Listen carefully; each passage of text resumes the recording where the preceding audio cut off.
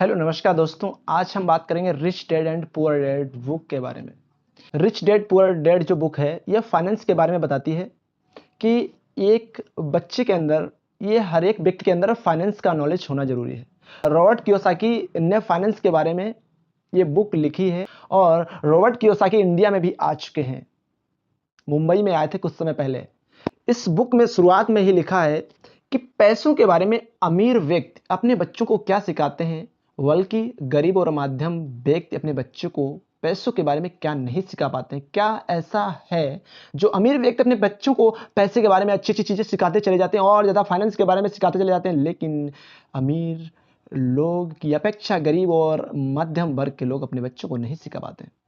दोस्तों, इस पूरी की पूरी बुक में इसी चीज के बारे में बात की गई है कि फाइनेंस का नॉलेज हर एक व्यक्ति को होना चाहिए। दोस्तों, जब rich dad poor dad finance के बारे में बताती है, सबसे पहले वो क्या बात करती है?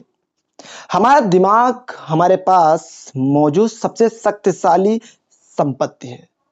रिच डैड पुअर डैड में रॉबर्ट कियोसाकी बताते हैं कि हमारे पास जो माइंड है, यही हमारा सबसे बड़ा संपत्ति है। यही हमारी सबसे बड़ी संपत्ति है, यही हमारा सबसे बड़ा संसाधन है। जब आप अपने माइंड सेट को स्ट्रॉन्ग पावर सेट कॉन्फिडेंस के साथ बना पाते हैं और अच्छा कर पाते हैं, इसको जितना ज्यादा आप चलाते हैं उतना ज्यादा स्ट्रॉन्ग पावरफुल होता चला जाता है। यही आपका सच्चा सर्वशक्तिमान साधन है। मनुष्य पृथ्वी में सबसे बुद्धिमान प्राणी कहा गया है सभी प्राणियों में, और क्योंकि हम भगवान का अंश हैं और ऋषियों का वंश है, हम सर्वशक्तिमान हैं क्योंकि हम प्रभु की संतान हैं। और जो हमारा माइंड है ये बहुत बहुत ज्यादा स्ट्रोंग हो सकता है अगर हम इसको बार बार अच्छी तरह से प्रशिक्षित करें और इसके ऊपर जब हम लोग भरोसा करें। इसके ऊपर भारी दौलत उत्पन्न ये माइंड कर सकता है। ये माइंड जो है ये भारी दौलत उत्पन्न कर सकता है।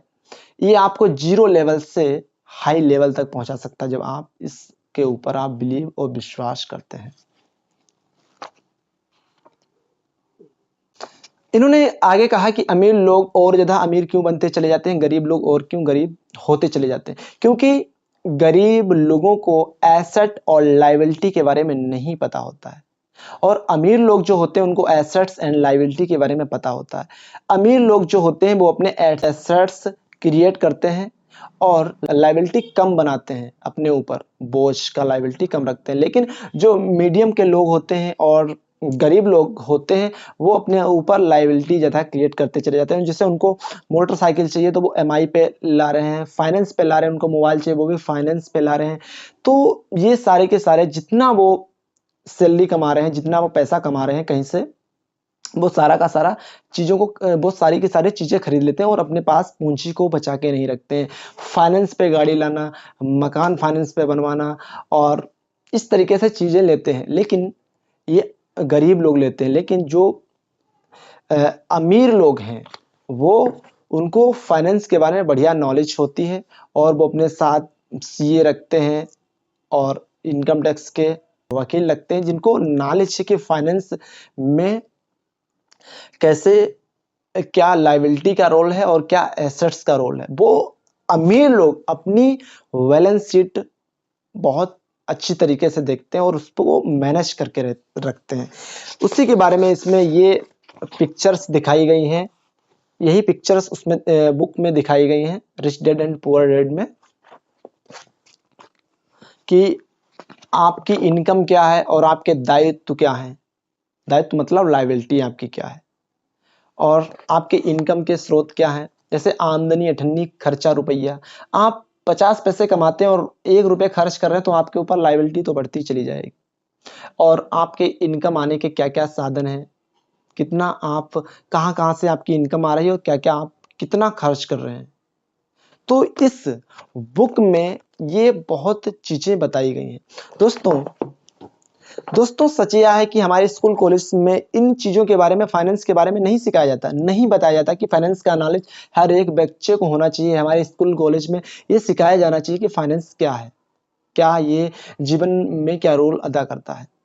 जैसे हम लोग जब स्कूल कॉलेज में नॉलेज लेने के लिए जाते हैं तो वहाँ पे ये सिखाया जाता है, फॉर्मल एजुकेशन के बारे में बताया जाता है। लेकिन रियल एजुकेशन जब आता है तो हम लोग अपनी पढ़ाई छोड़ देते हैं, रियल एजुकेशन नहीं लेते हैं, प्रैक्टिस नहीं करते, चीज़ों को नहीं सीखते, स्किल्स नहीं सीखते हैं। लेकिन सच तो यह दोस्तों है कि जैसे ही हमारा फॉर्मल एजुकेशन जो होता है वो समाप्त होता है, उसके बाद में हम सभी लोगों को रियल एजुकेशन लेना चाहिए अपनी लाइफ में।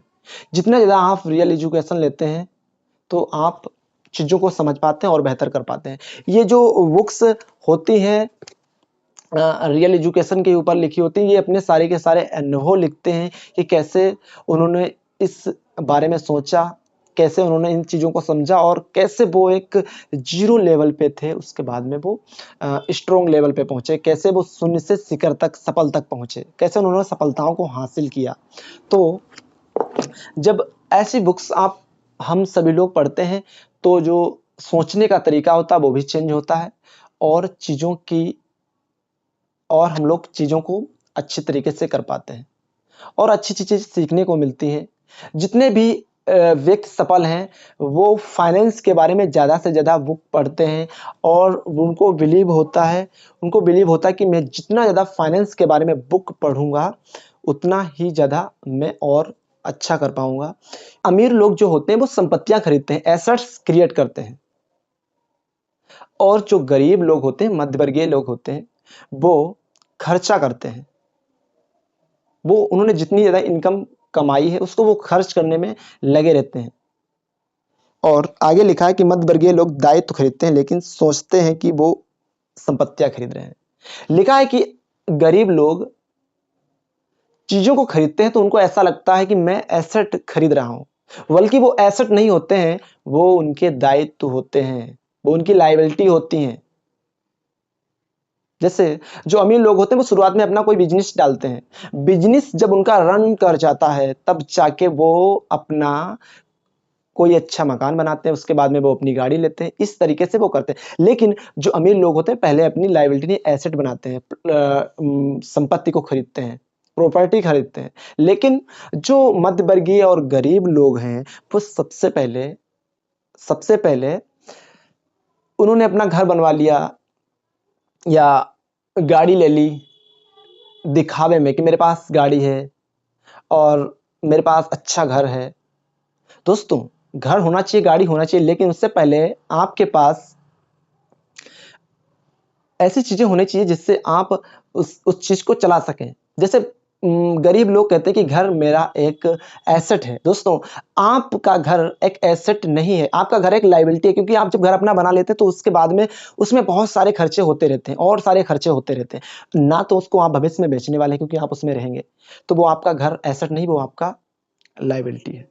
और कार, जब आपने कोई कार ले ली तो उसमें आपके खर्चे ही बढ़ते चले जाएंगे। आप उसकी सर्विस कराएंगे, पेट्रोल डलवाएंगे, डीजल डलाएंगे और इधर उधर के बहुत सारे खर्चे बढ़ते चले जाएंगे आपको आना जाना। तो शुरुआत में उन चीज़ों को करिए कि जिससे आपका बिजनेस रन करे और आप उससे जो इनकम करें, जो आप टैक्स लायबिलिटी जो आपकी बनती है उससे आप चीज़ों को खरीद पाएं। आप अपने टैक्स को बचाने की कोशिश कीजिए। शुरुआत में ये सारा का सारा टैक्स जो था अब वो अमीर लोगों के लिए बना था। इस बुक में यह भी बताया गया कि जो टैक्स देने का कानून था, नियम था सरकार का, वो अमीर लोगों के लिए बनाया गया था। लेकिन अब क्या हुआ, टैक्स अमीर नहीं बल्कि गरीब लोग देते हैं। अमीर लोग ऐसा फाइनेंस के बारे में उनको ऐसा ज्ञान हो चुका कि वो टैक्स की बचत करते रहते हैं। जैसे टैक्स जैसे ही उनके ऊपर कोई निकला तो वो अपनी गाड़ी किसी को घर में ही दान कर रहे हैं या कुछ दान कर रहे हैं, दान में दिखा के वो अपना टैक्स बचा लेते हैं। या उन्होंने बैंक से लोन ले लिया तो दिखा देते कि मेरे ऊपर इतना ज़्यादा लोन है, तो वो टैक्स की अपनी बचत कर। ऐसी बहुत सारी चीज़ें हैं फाइनेंस के बारे में जो अमीर लोगों को पता होती हैं लेकिन गरीब लोगों को नहीं पता होती हैं।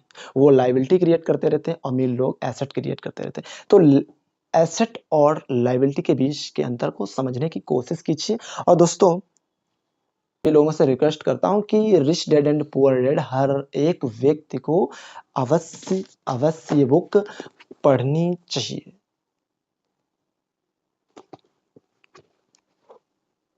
अमीर लोग पैसे के लिए काम नहीं करते हैं, गरीब लोग पैसे के लिए काम करते हैं। अमीर लोग ऐसा कुछ अपना खुद का प्रोडक्ट बनाने की कोशिश करते हैं कि मेरा ये प्रोडक्ट बन गया तो ये मार्केट में उतर जाएगा तो मेरी ज़्यादा से ज़्यादा इनकम होगी।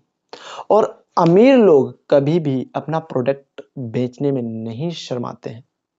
गरीब लोग अपना प्रोडक्ट बेचने में शर्माते हैं, वो बेच नहीं पाते कि मुझे बेचना बहुत बेकार लगता है। लेकिन दुनिया की कोई भी नंबर 1 स्किल्स है जो सबसे ज़्यादा पैसा दे सकती है, वो है सेल्स करना, बेचना। जो बेचता है वही ज़्यादा रुपए कमाता है। एलोन मस्क नहीं बेच रहे, मुकेश अंबानी नहीं बेच रहे, वो अपने सारे प्रोडक्ट बेच रहे हैं। अमिताभ बच्चन प्रचार कर रहे हैं, अजय देवगन प्रचार कर रहे हैं, शाहरुख खान प्रचार कर रहे हैं, सलमान खान प्रचार कर रहे हैं, सोनू सूद प्रचार कर रहे हैं,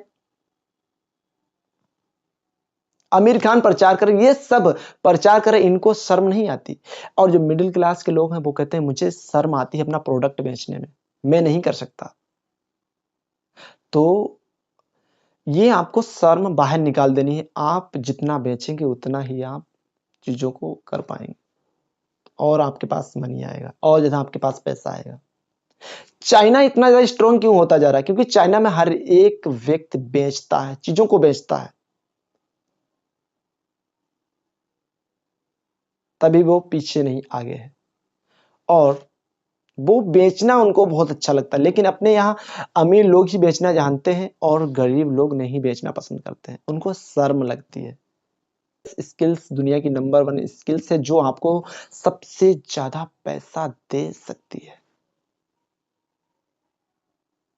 और उसी व्यक्ति की आज वैल्यू है जो चीजों को ज्यादा बेच पाता है। आप किसी कंपनी में चले जाइए, जो भी डीलर है, जो भी व्यक्ति ज्यादा चीजों को बेचता है, उसी की उस वैल्यू होती, चाहे वो उसको को बहुत बहुत अच्छी तरीके से मिलता है। इस बुक में इन चीजों के बारे में बहुत बहुत बारीकी से लिखा गया है और बताया गया है।